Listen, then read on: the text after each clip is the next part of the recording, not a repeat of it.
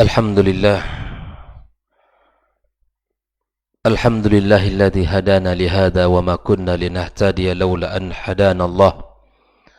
Ashhadu an la ilaha illallah wahdahu la syarika lah wa ashhadu anna Muhammadan abduhu wa rasuluhu alladzi la nabiyya ba'dah. Ya ayyuhalladzina amanu taqullaha haqqa tuqatih wa la tamutunna illa wa antum muslimun. يا أيها الذين آمنوا اتقوا الله وقولوا قولا سديدا يصلح لكم أعمالكم ويغفر لكم ذنوبكم ومن يطع الله ورسوله فقد فاز فوزا عظيما. اللهم بك أصبحنا وبك أمسينا وبك نحيا وبك نموت وإليك النشور. أصبحنا على فطرة الإسلام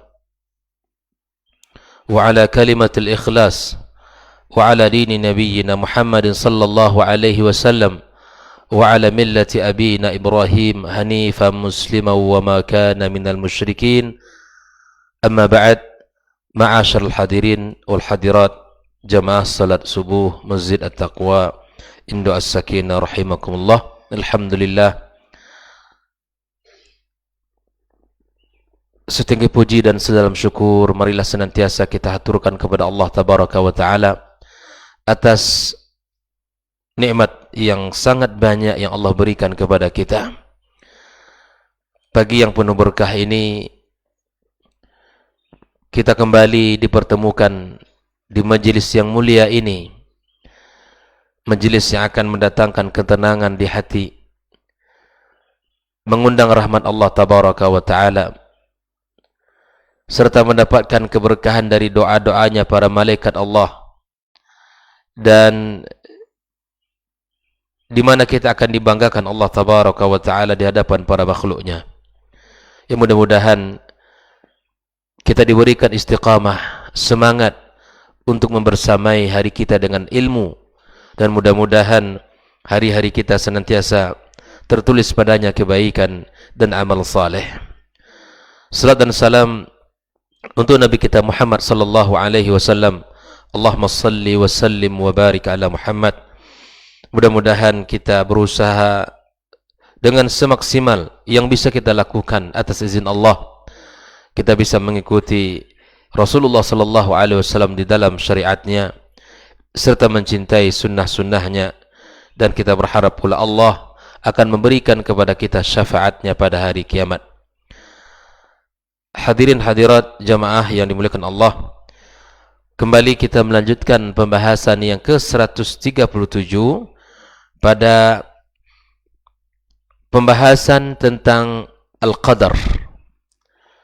Pertanyaannya adalah, ma dalilul iman bil qadri jumlatan? Apa dalil-dalil tentang iman terhadap Al-Qadar secara umum?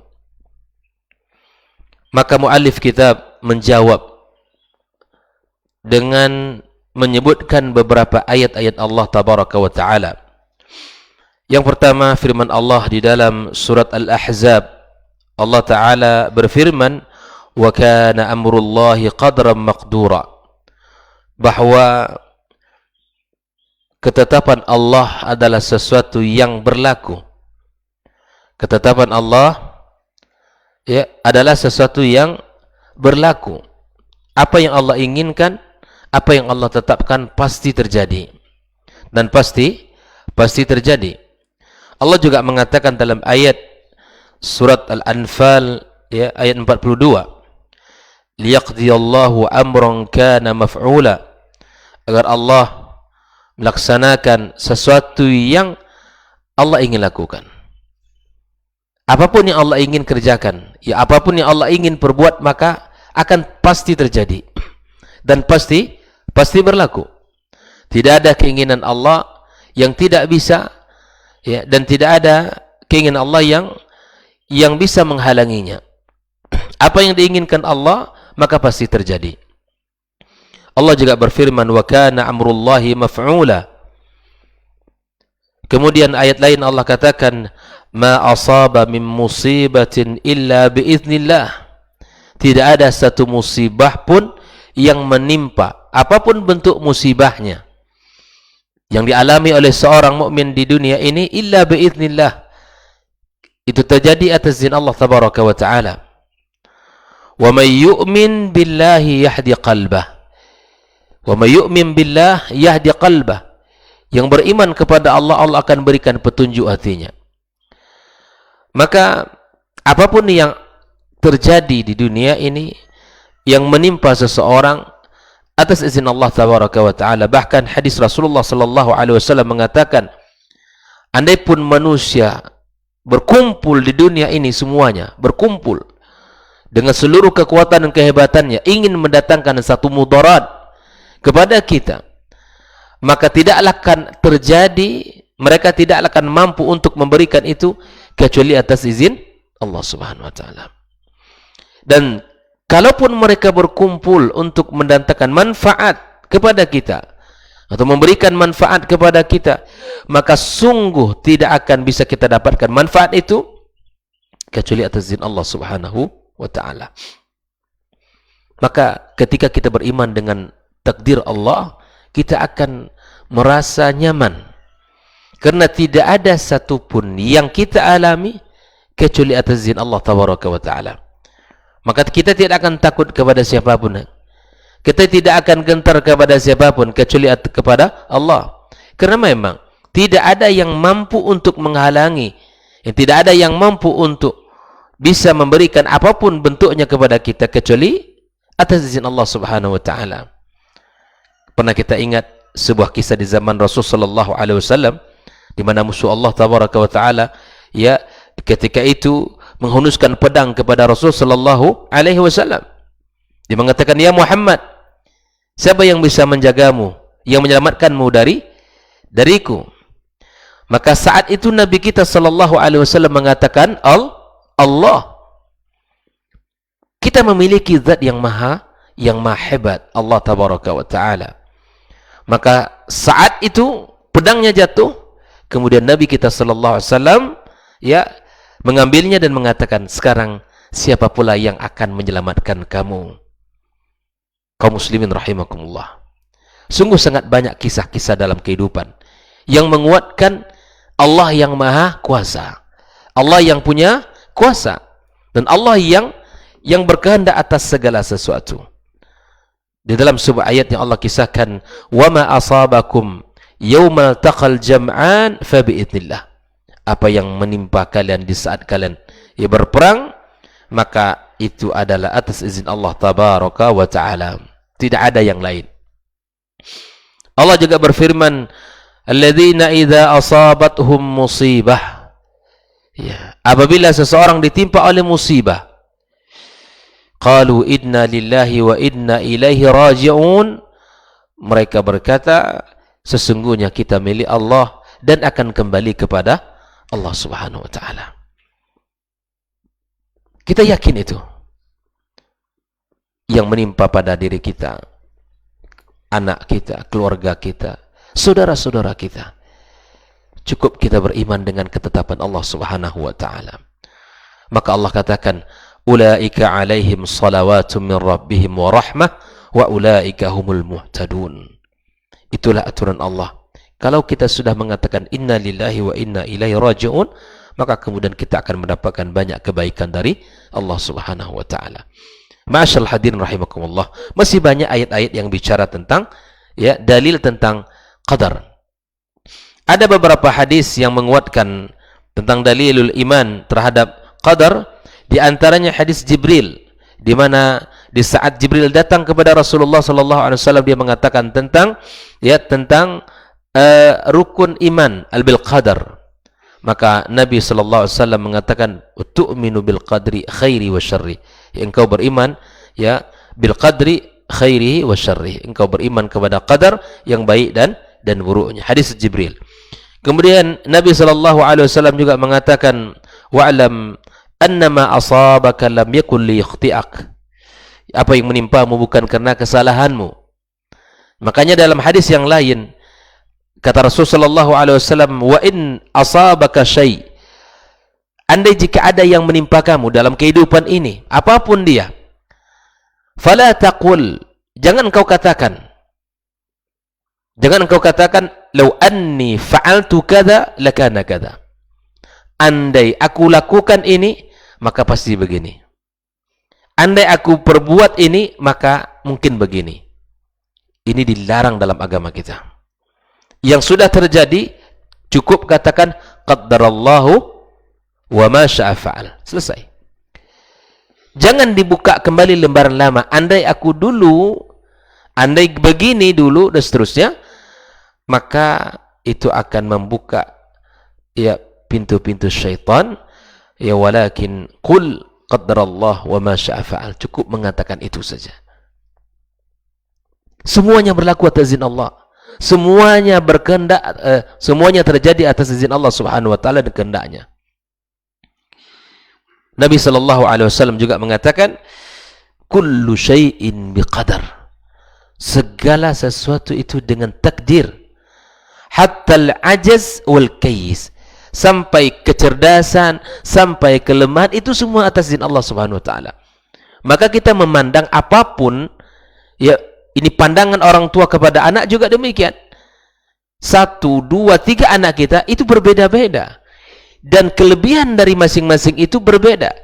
Bahkan mungkin terjadi banyak jauh perbedaan. Tapi jadikan itu sebagai ketentuan Allah dan kita terima. Tidak perlu kita sesali. Begitupun dengan pandangan seorang guru misalnya. Kepada anak-anak kita. Kepada santri-santri kita. Bagaimana mereka ini berbeda-beda. Di dalam sikap, di dalam perilaku, di dalam kecerdasan, di dalam tingkat menghafal. Ada perbedaan-perbedaan yang Allah berikan masing-masing dari kita. Sesungguhnya Allah Subhanahu wa taala yang membagi itu semua berdasarkan ketetapannya. Maka jadikan anak itu ya berada pada pandangan yang positif bagi kita. Jangan dibangun mindset seorang guru dengan pandangan yang tidak baik. Karena itu akan merubah dan itu adalah akan memberikan pengaruh kepada kejiwaan anak. Maka pandanglah segala sesuatu dengan kacamata iman. Pandanglah segala sesuatu dengan kacamata Allah Tabaraka wa Ta'ala yang menetapkannya, yang menentukannya. Maka masing-masing dari kita telah mendapatkan bagiannya. Ma'asyal hadirin wal hadirat rahimakumullah. Dan masih banyak dalil-dalil yang menyebutkan tentang ini. Pertanyaan yang ke-138, maratibul iman bil qadar. Kam maratibul iman bil qadar? Berapakah tingkatan iman dengan qadar? Ada 4. Para ulama menyebutkan tingkatan terhadap iman bil qadar ada 4. Yang pertama, mengimani ya atas ilmu Allah Subhanahu wa taala yang meliputi segala sesuatu. Tidak ada yang tersembunyi dari Allah Subhanahu wa taala. Allah menciptakan ya sebelum Allah menciptakan segala sesuatu, maka Allah mengetahuinya. Alima jami'a khalqih. Allah Ta'ala mengetahui seluruh ciptaannya. Qabla ay yakhluqahum, sebelum Allah menciptakannya. Wa alima arzaqahum, dan Allah mengetahui rezeki mereka. Wa ajalahum, dan ajal mereka. Wa aqwalahum, dan perkataan mereka. Wa a'malahum, dan perbuatan mereka. Wa jami' harakatihim, seluruh gerak-gerik kita ini dalam pengetahuan Allah Subhanahu wa taala.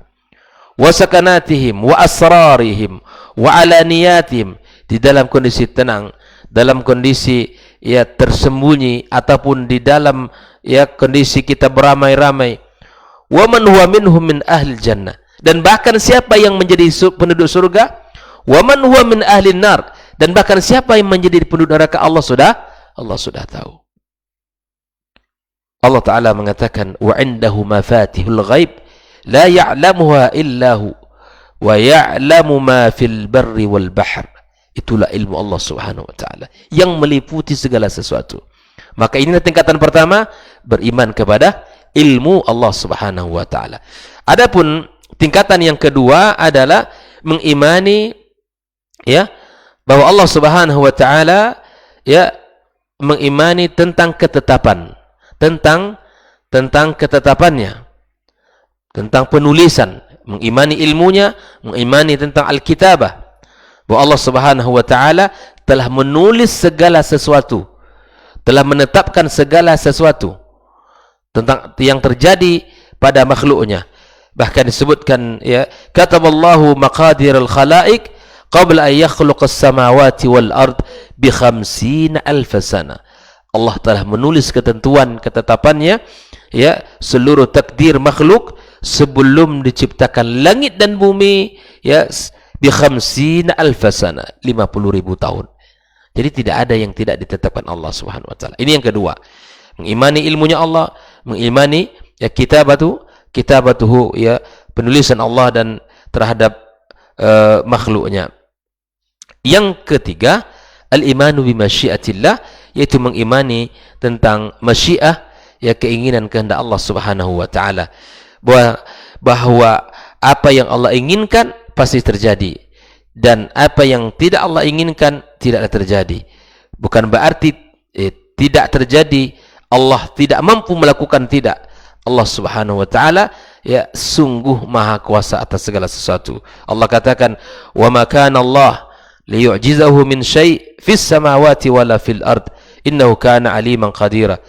Allah tidak ada sesuatu pun yang melemahkannya, baik di langit maupun di bumi. Tidak ada satu pun dari makhluk yang bisa melemahkan, yang bisa menghalanginya. Jika Allah berkehendak pasti terjadi, pasti terjadi. Dan yang keempat adalah mengimani, ya, bahwa Allah Subhanahu wa taala mencipta segala sesuatu. Mengimani ilmunya, mengimani kitabatu, ya, ketetapannya, ya, kemudian mengimani masyiatullah, kemudian mengimani bi anna Allah tabaraka wa taala huwal khaliq. Mengimani bahwa Allah adalah menciptakan segala sesuatu, tidak ada satu biji pun, ya, di langit dan di bumi kecuali itu adalah ciptaan Allah tabaraka wa taala. Ya, Allah menciptakan segala gerak-gerik kita, Allah menciptakan segala perbuatan kita, dan Allah Subhanahu wa taala akan membalas dan akan memberikan ganjaran sesuai dengan apa yang telah kita lakukan. Ma'asyiral hadirin rahimakumullah, akidah Ahlussunnah wal Jamaah adalah akidah yang selamat, yang betul-betul meyakini ketetapan Allah dengan benar, tidak menyerahkan dan tidak menyimpang dari pemahaman-pemahamannya. Kita meyakini tidak ada gerak-gerik kita kecuali atas izin Allah Subhanahu wa taala. Namun kita, Allah berikan, ya, sesuatu yang bisa membedakan mana yang baik dan mana yang buruk melalui akal kita, melalui ilmu yang telah Allah turunkan, dan kemudian kitalah yang menentukan pilihannya, apakah kita termasuk orang yang mendekatkan diri kepadanya atau orang-orang yang menjauhkan diri kita kepadanya. Ya, maka mudah-mudahan, ya, apa yang kita sampaikan ini menjadi bahan renungan kita bersama dan menjadikan kita senantiasa dekat dengan Allah, serta, ya, kita menerima segala bentuk takdir dan ketentuan Allah Subhanahu wa taala. Kalau kita sudah beriman, maka kemudian kita tidak ada yang membuat kita bersedih, yang membuat kita larut dalam, ya, kelemahan dan kemalasan serta, ya, humum yang berkepanjangan, karena kita tahu tidak ada satupun yang terjadi kecuali atas kehendak dan izin Allah Subhanahu wa taala. Wallahu taala alam. Inilah 4 maratibul iman bil qadar yang mudah-mudahan bisa dipahami, dan semoga Allah tabaraka wa taala mengawal hari-hari kita dengan amal saleh. Subhanakallahumma bihamdik, asyhadu an la ilaha illa anta, astaghfiruka wa natubu ilaik. Wassalamu alaikum warahmatullahi wabarakatuh. Orang yang keluar dari rumahnya menuju rumah Allah untuk menuntut ilmu syar'i, maka sungguh dia sedang berjalan di jalan ilmu, dan itu akan memudahkannya untuk menuju surga Allah Subhanahu wa taala. Man salaka tariqan yatlubu fihi ilman salakallahu bihi tariqan min turuqil jannah. Barang siapa yang menempuh sebuah jalan, jalan yang ditempuhnya adalah jalan menuntut ilmu, maka Allah akan mudahkan jalannya untuk menuju surga Allah Subhanahu wa taala. Orang yang berangkat ke masjid untuk menuntut ilmu syar'i dianggap sebagai jihad fi sabilillah. Nabi alaihi salatu wassalam bersabda, "Man dakhala masjidana hadza," barang siapa yang memasuki masjid kami ini, yakni Masjid Nabawi, liyata'allama khairan, untuk belajar atau mempelajari kebaikan, au yu'allimuhu, atau dia mengajarkan kebaikan, kal mujahidi fi sabilillah, adalah seperti orang yang berjihad di jalan Allah. Mudah-mudahan kehadiran kita di rumah Allah yang mulia ini, tujuan kita hanya satu, untuk mencari ridha Allah tabaraka wa ta'ala. Mudah-mudahan ilmu yang kita pelajari, ilmu yang memberikan keberkahan, yang menerangkan jalan kita dan senantiasa menjaga kita di jalan Allah subhanahu wa ta'ala.